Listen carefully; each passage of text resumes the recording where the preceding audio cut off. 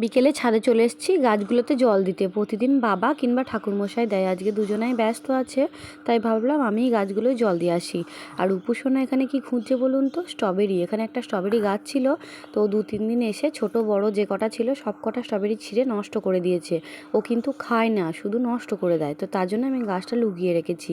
আর ও ছাদে এসে বারবার স্ট্রবেরি গাছটাই খুঁজছে। আর এই যে আমাদের আম গাছে অনেক মুকুল এসছে আর অনেক ছোট ছোট আমও ধরেছে। আর এই মৌসুমি গাছ দুটোতেও অনেক মৌসুমি লেবু ধরেছে, ছোট ছোট অনেক ফুল এসছে। আর এই যে কত টমেটো ধরেছে দেখুন গাছগুলোতে। আর আমাদের ওপর ঘরের কাজ চলছে, পাথর বসানো হচ্ছে। আর এখন নিচে চলে এসেছি, মা আর আমি আলতাটা পরে নিচ্ছি। আর আলতা পরা হয়ে গিয়েছে, ছাদ থেকে জামা কাপড়গুলো তুলে নিয়েছিলাম, ওইগুলো ভাঁজ করে নিচ্ছি। এই যে জামা কাপড় ভাঁজ করা হয়ে গিয়েছে আর এখন সন্ধে হয়ে গিয়েছে।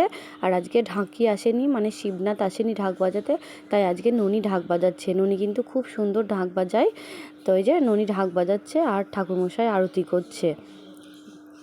তো এই যে আরতি হচ্ছে।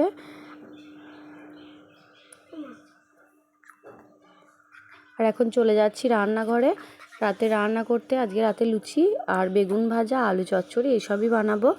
তো এই যে আলু চচ্চড়িটাও হয়ে গিয়েছে আর এখন ননিকে খেতে দিয়ে দিয়েছি আর বাবাকেও খেতে দিয়ে দিচ্ছি। বাবা আলু চচ্চড়ি খায় না, বেগুন ভাজা আর সুগার ফ্রি মিষ্টি দিয়ে বাবাকে খেতে দিয়ে দিলাম। আজকের মতো এইটুকুই, টাটা।